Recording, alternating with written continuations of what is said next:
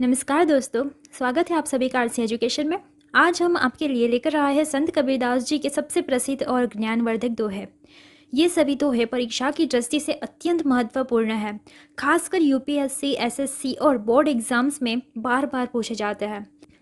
और हाँ, आखिरी जो दोहा है वो इस वीडियो का सबसे खास और सबसे ज़्यादा बार पूछे जाने वाला दोहा है, जो हर प्रतियोगिता की जो परीक्षा है उसका फेवरेट है। तो वीडियो का अंत तक ज़रूर देखें, क्योंकि हम हर दोहे का भावार्थ आपको आसान भाषा में समझाने वाले हैं।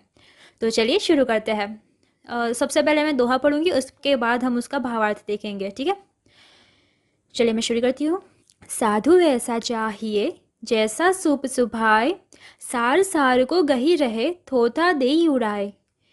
इस दोहे में कबीरदास जी हमें एक आदर्श मानव या साधु के गुणों की व्याख्या करते हैं।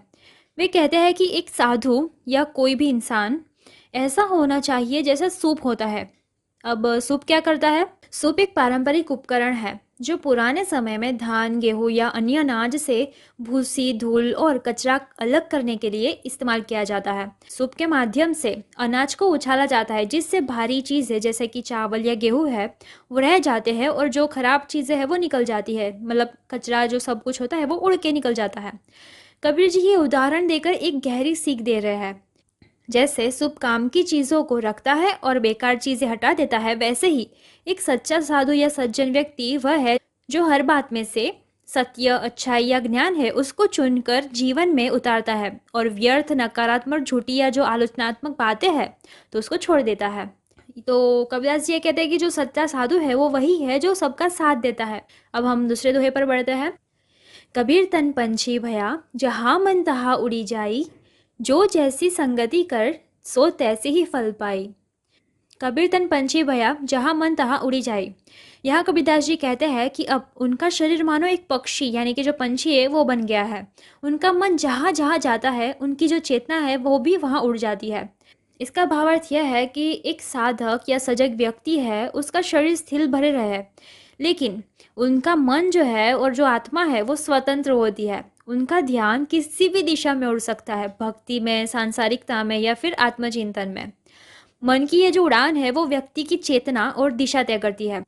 जैसे कि अब फॉर एग्जांपल ले लें कि मैं आपसे बात कर रही हूँ, मैं आपको समझा रही हूँ, लेकिन आपका मन कहीं और भी भटक रहा होगा। जो जैसी संगति करे सो तैसी फल पाए। जो मनुष्य जैसी संगति करता है, चाहे वह संतों की हो या दुष्टों की, उसे वैसे ही परिणाम मिलता है।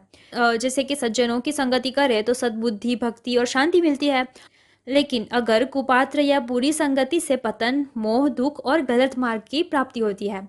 जो मन की दिशा है वही हमारी उड़ान बनती है। अगर मन प्रभु में है तो जीवन आध्यात्मिक हो जाता है, और अगर मन भोग में है तो जीवन भटकता है। जैसे कि अगर कोयले के पास बैठोगे तो काली की लगेगी, अगर चंदन के पास बैठोगे तो खुशबू मिलेगी। यहाँ पर हमें एक और संकेत भी दिया जाता है। शारीरिक रूप से अगर सिर्फ संतों के साथ बैठोगे तो उससे कोई फायदा नहीं होगा, जब तक तुम्हारा जो मन है वो उनके गुणों में रमण नहीं शुरू कर देता। अगले दोहे पर बढ़ते हैं। माला फेरत जुग भया, मिटा न मन का फेर, कर का मन का छोड़ दे, मन का फेर। इस पंक्ति में संत कबीरदास जी कहते हैं कि संसार के लाखों करोड़ों लोग जीवन भर हाथ में माला लेकर भगवान का नाम लेते रहते हैं, जप करते रहते हैं, पूजा करते रहते हैं, लेकिन फिर भी उनका जो मन है वो चंचल बना रहता है।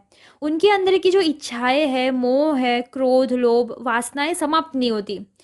मतलब इनका कहने का मतलब ये है कि जो बाहरी साधना या फिर कर्म कांड है उससे मन की शुद्धि नहीं होती है। माला तो घूम रही है लेकिन मन उसी जगह भटक रहा है, तो उस जप का तो कोई सार्थक लाभ नहीं होता। कर का मन का छोड़ दे, मन का फेर। यानी कि यहाँ पर कबीर जी समाधान देते हैं कि तू सिर्फ हाथ की माला यानी कि जो दाने है वो फेरने में मत उलझ, बल्कि अपने मन की माला फेर। यानी कि मन को साध, उसे नियंत्रित में रहा। ठीक है, सच्चा जब वही है जिसमें मन जुड़ा हो, जहाँ केवल होठ नहीं बल्कि हृदय और आत्मा से नाम स्मरण हो। ठीक है, यानी कि बाहर की जो माला है उसे छोड़ और अंदर की जो सच्ची साधना है उसे कर। अब हम अगला दुआ देखते हैं। दुख में सुमिरन सब करे, सुख में करे न कोई, जो सुख में सुमिरन करे दुख काहे को होय। इस पंक्ति में जो कबीरदास जी है वो मानव प्रवृत्ति है उसकी सच्चाई बता रहे हैं कि जब मनुष्य दुख, परेशानी या संकट में होता है तब वह तुरंत भगवान को याद करता है, प्रार्थना करता है, मंदिर जाता है, व्रत करता है। यह उस समय होता है जब उसे किसी ऊपर वाले की मदद की जरूरत होती है, क्योंकि तब उसे लगता है कि अब मनुष्य या दुनिया मदद नहीं कर सकती, केवल ईश्वर ही उसे बचा सकता है। लेकिन जैसे ही उसकी जो परिस्थिति है, वो जो प्रॉब्लम्स थी उसकी, वो सुधरती है और वही वो ईश्वर को भूल जाता है। वो समझता है कि यह सब उसकी मेहनत या किस्मत का फल है और वह भक्ति से दूर हो जाता है। जो सुख में सुमिरन करे दुख काहे को होए। अब कबीर जी सच्चे भक्ति मार्ग की बात करते हैं कि जो व्यक्ति सुख के समय में भी ईश्वर को नहीं भूलता, जो हर परिस्थिति में सुमिरन करता है, चाहे सुख हो या दुख हो, उसके जीवन में दुख आने का प्रश्न ही नहीं उठता। क्यों? क्योंकि वह हमेशा भगवान के शरण में रहता है, उसका मन स्थिर और शांत होता है।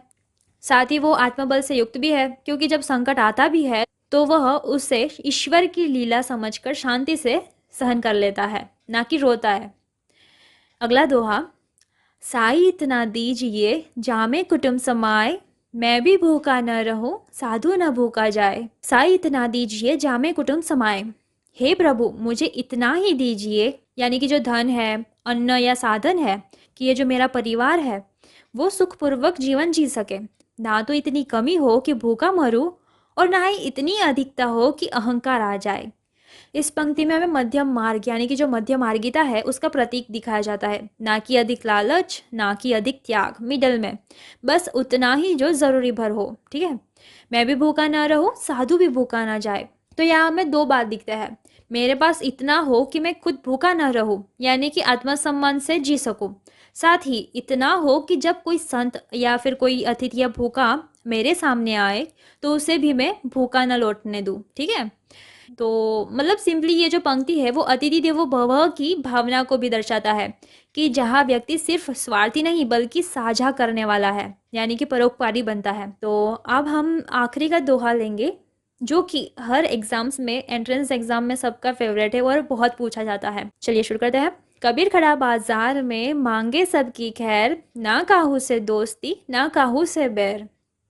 ये दोहा तो आपने बहुत बार सुना होगा, लेकिन इसीलिए क्योंकि ये बहुत बार पूछा भी जाता, तो चलिए इसको आसान भाषा में समझते हैं। इस दोहे में संत कबीरदास जी समाज को यह सिखा रहे हैं कि एक संत या जो ज्ञानी है वो सच्चा इंसान वही होता है जो सभी के लिए समान भावना रखता है। वो कहता है कि समाज यानी कि जो बाजार है उसके बीच खड़ा हूँ, सबको देखता हूँ, लेकिन किसी से भी मैं विशेष दोस्ती नहीं करता हूँ, ना किसी से बैर रखता हूँ।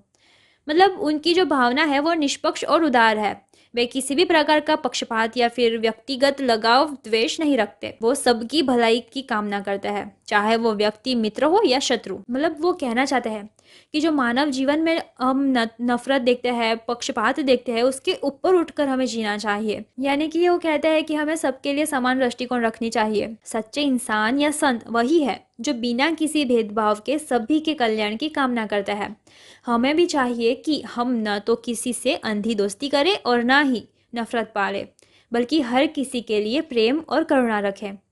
तो ये जो दोहा है वो अक्सर यूपीएससी और अन्य परीक्षाओं में पूछा जाता है, क्योंकि ये समाज और मानवता के मूल्यों की सच्ची झलक देता है। तो दोस्तों, ये थे संत कबीरदास जी के अमूल्य दोहे। हर एक दोहा जीवन के किसी न किसी सत्य को उजागर करता है। उम्मीद है आपको इन दोहों का भावार्थ अच्छे से समझ आया होगा। कमेंट करके ज़रूर बताइएगा कि आपको कौन सा दोहा पसंद आया। वीडियो अच्छा लगा हो तो लाइक और शेयर ज़रूर करें ताकि ये ज्ञान और तक पहुँचे। मिलते हैं अगले वीडियो में, तब तक के लिए पढ़ते रहिए, बढ़ते रहिए।